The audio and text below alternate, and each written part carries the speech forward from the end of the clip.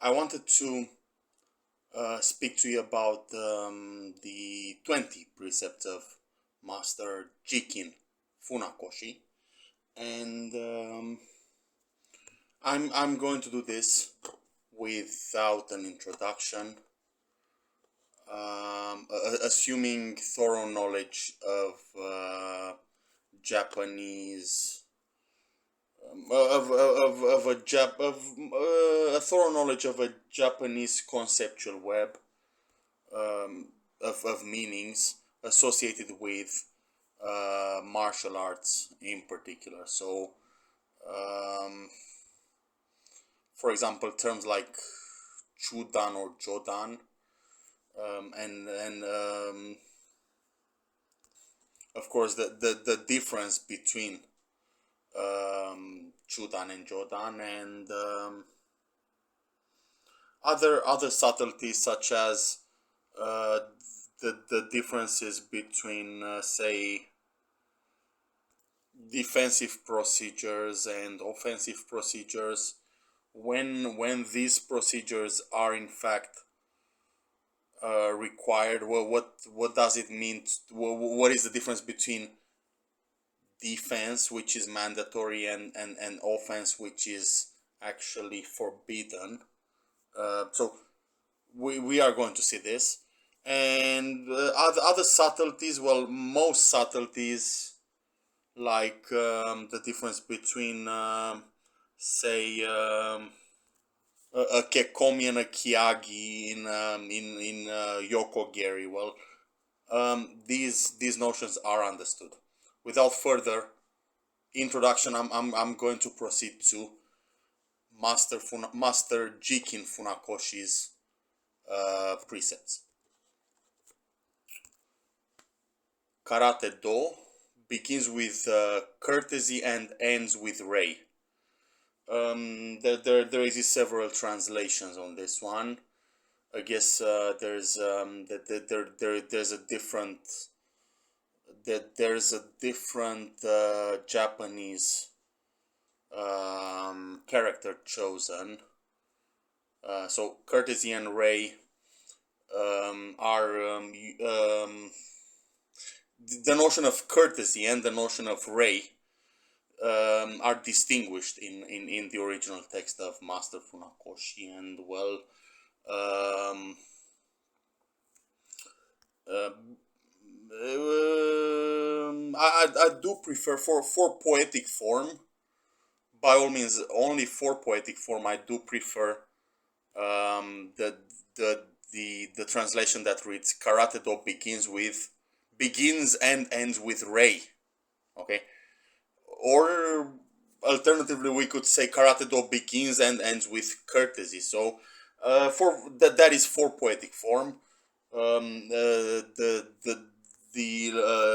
Japanese text is in fact, as I said, first Karate Do begins with courtesy and ends with Rei. Okay, so two different, two quite different characters over there, for courtesy, for the concepts of courtesy and Rei.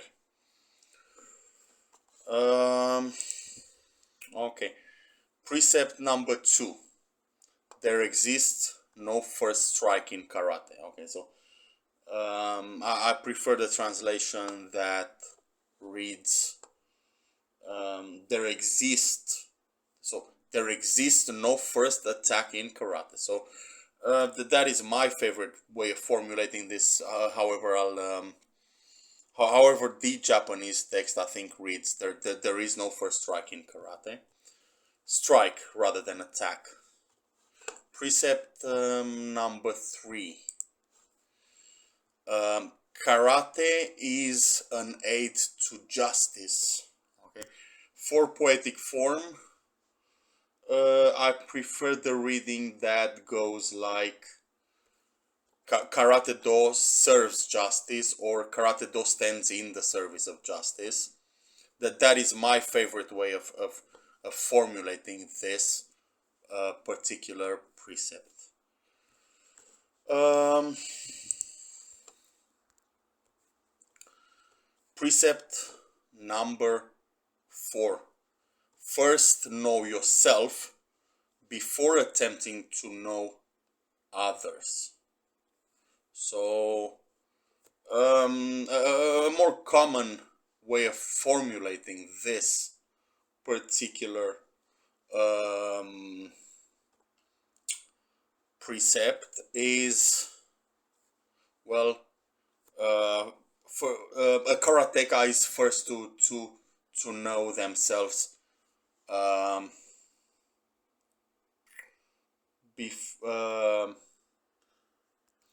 before attempting to know other people. So this should be made stronger.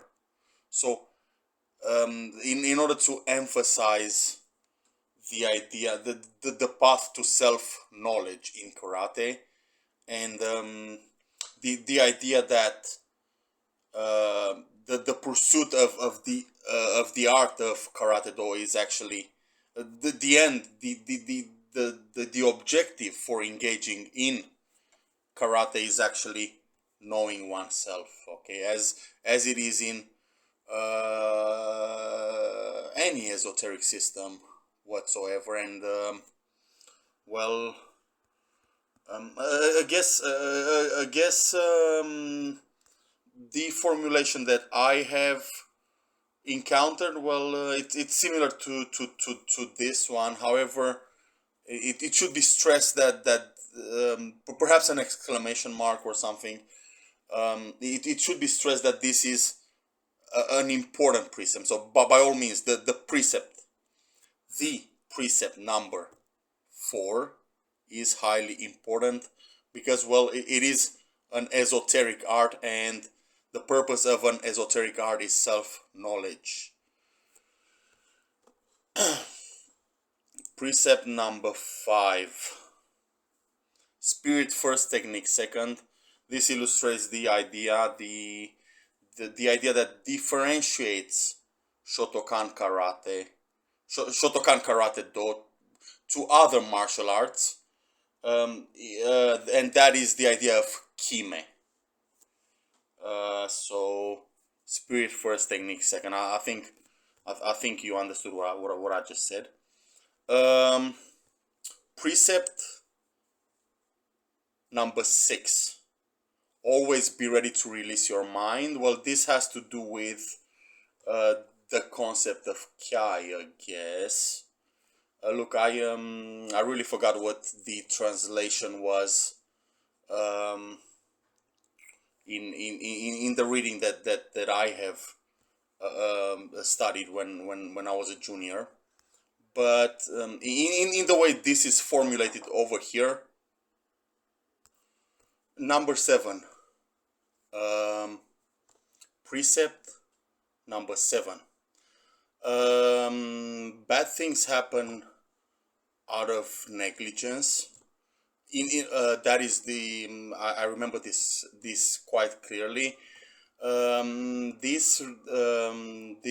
was the translation that I have studied. In this particular formulation, it says accidents rather than bad things. So let's go with this. Accidents arise from negligence. So I guess this stresses the idea of mindfulness. Precept number 7, in a way, because, well, perfect attention, perfect focus, well, that and a lack of negligence, well, that is mindfulness in itself. Number 8. Do not think that karate training is only in the dojo. Roughly speaking, this is the translation that I have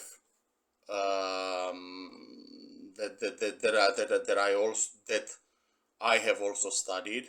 So do not think that karate is only in the dojo. You are to be an example, right? You are to study. You are to you are to develop in a behavioristic fashion, I guess, in a fashion pertaining to behaviorism. You are to be you have to have an you have to be an example, right? I mean, and improve your karate karate expertise in everything that you do, because, well, it is a way of life, right? So well, I think that's another precept, but it links to that. um well, precept number 9: it's going to take your entire life to learn karate. There is no limit. So yes, karate. In other words, karate is a lifelong journey. In a poetic fashion. Um, and then precept number 10: put your everyday living into karate, and you will find subtle secrets.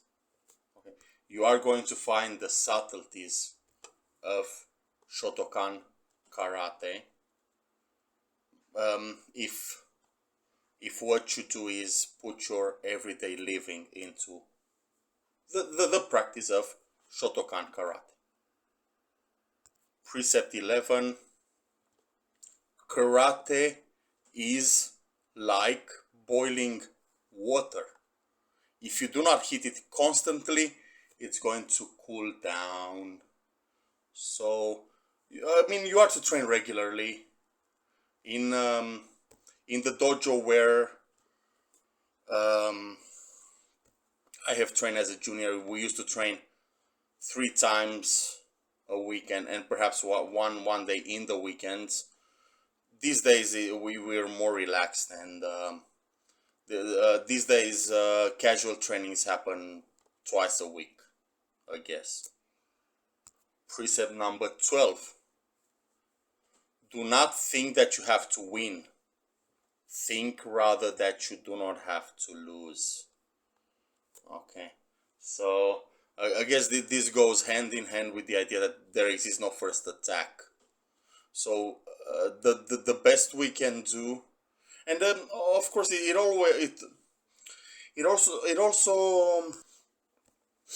also does link with the idea that, well, um, as any ombusen, because where we have kata we have ombusen, of course.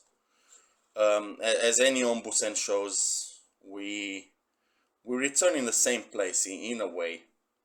In a way, we do return at the same spot. And I hope I was clear in what I just said. 13: victory depends on your ability to distinguish weak points from invulnerable points. So vulnerable points from invulnerable points. So, in other words, okay, so 13: victory depends on spotting weakness in the opponent. Don't think that karate is planning strategy, is studying opponent, because it is not. Karate is instant reaction, and karate is um, karate is a training of intuition, and ultimately a shaping of mind in a very real sense. 14: the outcome of the battle depends on how you handle weakness and strength. Okay, so again, it goes hand in hand with the previous precept, and the precept that said that commanded you to know yourself well, know your limits, know your weaknesses, so you know where to improve. So I guess there comes a stage in one's karate training, when one can assess themselves. Okay, there comes a stage where one can assess their own weaknesses, and of course, being a lifelong journey, it is not advisable to stop. And after a while, it does improve the karma. After, as in as in the path of the bodhisattva, after a while you become goodness. After a while, one becomes fond of this path, and well, they just don't stop. But if one is able to actually understand their own weaknesses and their own strengths, then, well, that is a huge, very, very huge advantage, because, well, they will be able to improve indefinitely. Okay, I cannot stress this idea enough. 15. Think of your opponent's hands and feet as swords. Well, this is, if the opponent's hands and feet are swords, well, it is my opponent. There's no choice. I have to fight, but I have to act very, very quick. I will have well, that's the first point that I wanted to make on this one. Well, there's no objection regarding the translation. However, if if I am to abide by the rules of Shotokan karate and fight with an empty hand, and think of the opponent as having swords, well, I'll have to up my game constantly. 16. When you leave home, think that you have numerous opponents waiting for you. And okay, so in the translation from the Japanese language, there exists an addition to 16 to this precept that says that it's actually your behavior that provokes the opponent. Okay, so, and that kind of goes, well, that goes hand in hand with the idea that, well, you should not attack. Okay, there exists no first attack in karate, which is the second precept. Well, virtually that is the first precept, because respect and courtesy should be on the table at all times.